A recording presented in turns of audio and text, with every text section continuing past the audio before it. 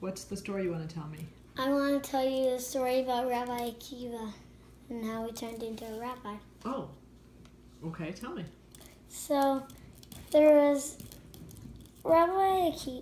somebody named Akiva. He was a shepherd and he worked for somebody named Kaba Savua. Kaba Savua was a very rich man. And as he was rich, he would give a little bit of money to this man named Akiva. This man named Akiva, he was Jewish. Kaba Savua was Jewish. It was a Jewish neighborhood in Israel. And he didn't know Torah. Oh. And he was working for Kaba Savua on and on. Then he found somebody named Rachel.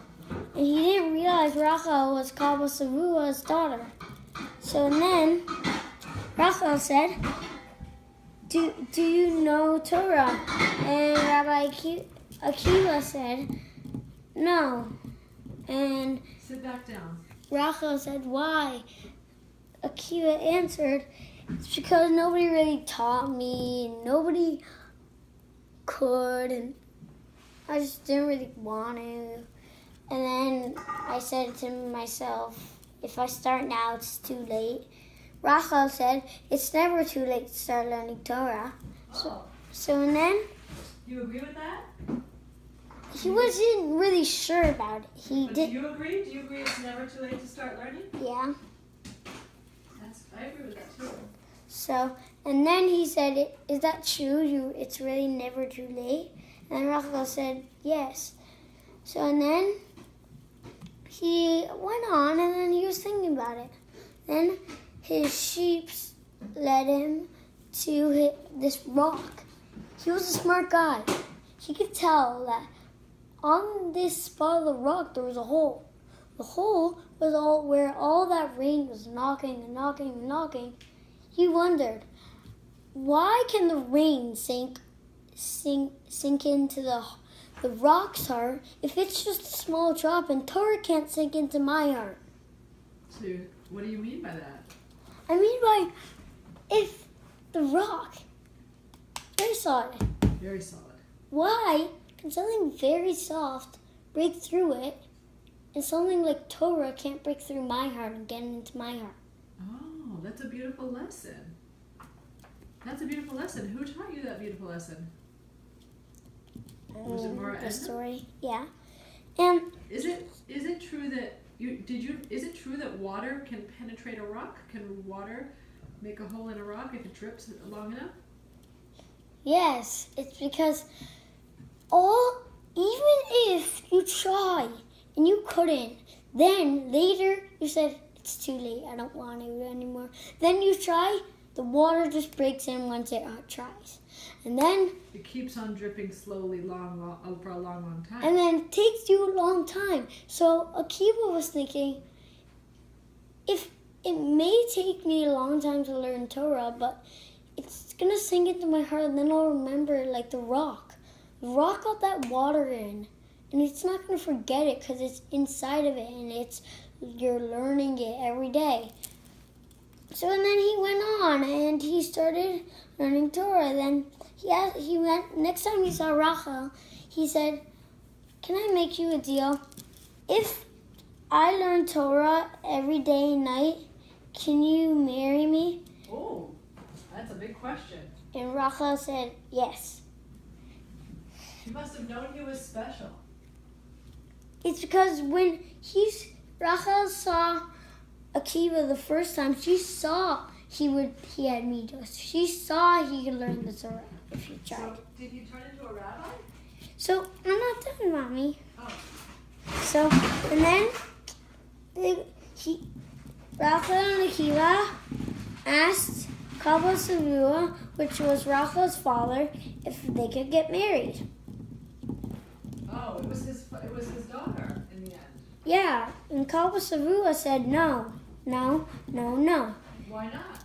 It's because he didn't want Rachel as a rich person, not just rich.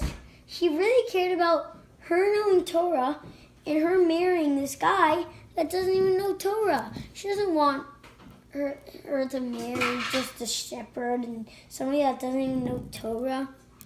She wants to marry a guy that has mitzvot. But then Rachel said, "Father, can you please?" And then the father finally said, "Yes, but then I'm not giving you any of my money anymore."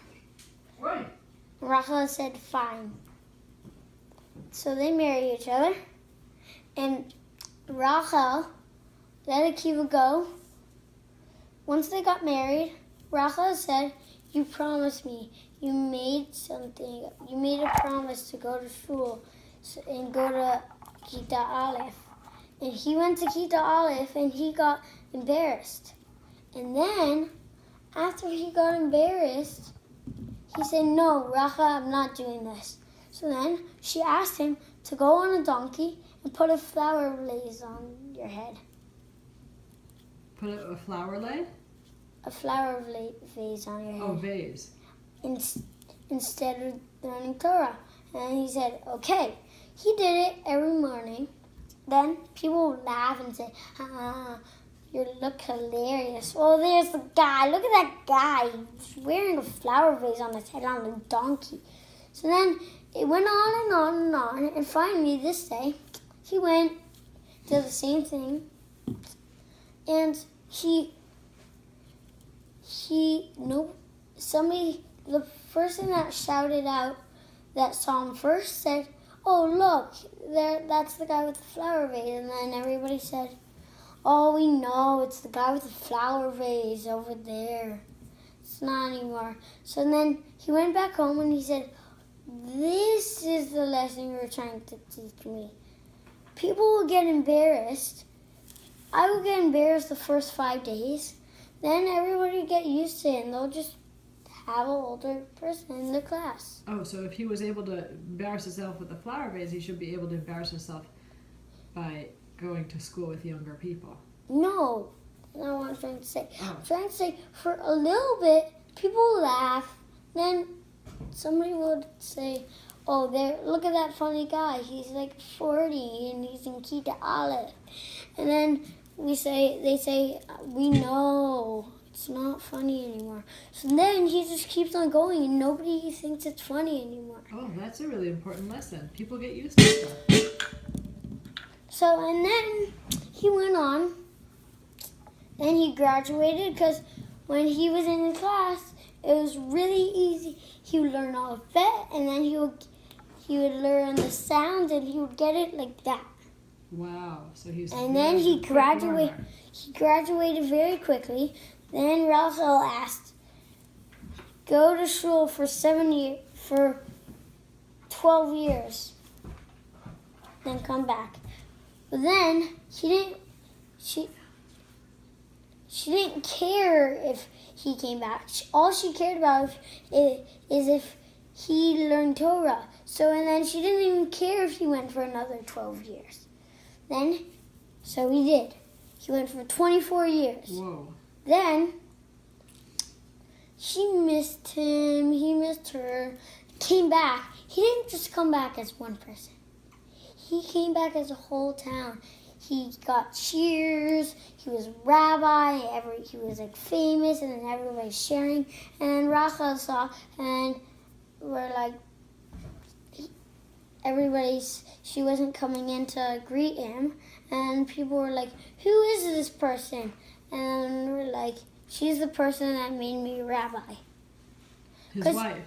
Yeah, because if you wouldn't, it's like Abba. When I wouldn't even know what baseball is, and I wouldn't even broke my mitten if he wouldn't have taught me. Abba teaches me Torah. He teaches me how to daven. He teaches me mitzvot. I won't be anything without him learning me that. You're right. Teaches you baseball and Torah. And then once you learn that, it's not you, it's somebody else. So it's like you share the mitzvah now. It's not them laughing at the person. We wouldn't have been here.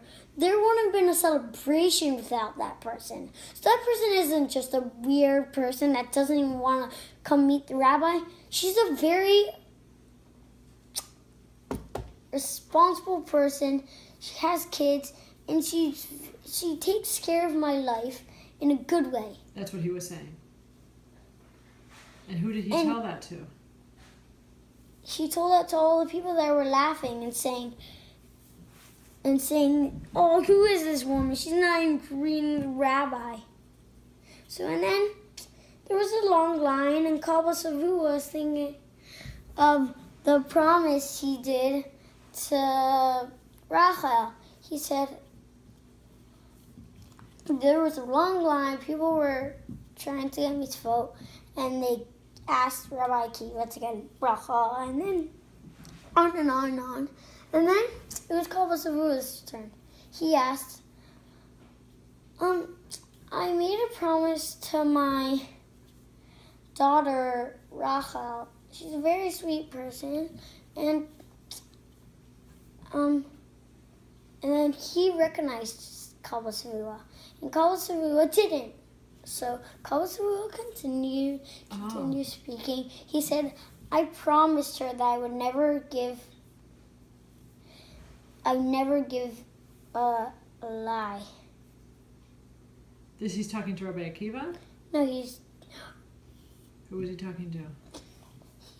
he's talking to Rabbi Akiva.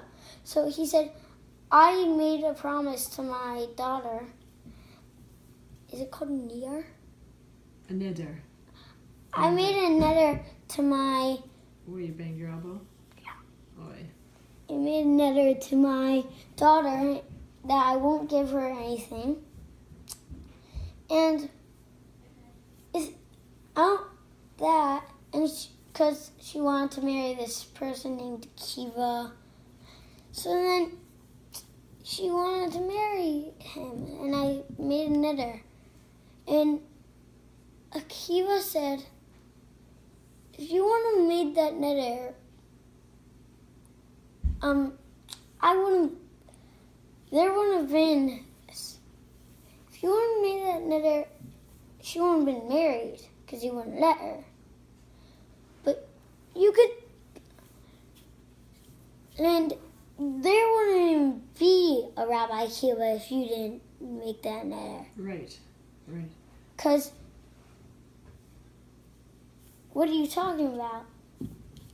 And then Rabbi Akiva said, "It's me. I'm Akiva." Oh, then he shepherd. identified himself. Yeah.